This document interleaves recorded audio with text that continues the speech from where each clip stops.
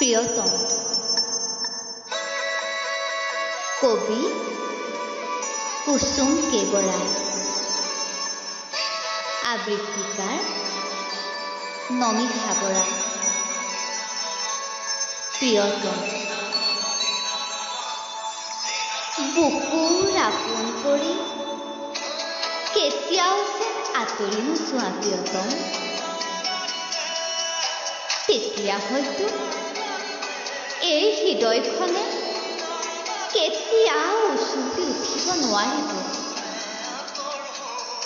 দুখ সহ্য কৰিব নোৱাৰিব মাথো নীৰৱে ৰ'ব হৃদয়ৰ ঘাঁবোৰ ঘাঁহ হৈ ৰৈ যাব মাথো যন্ত্ৰণাত চৰ ফটাই থাকিব সেয়া হয়তো কাকো বুজাব নোৱাৰিব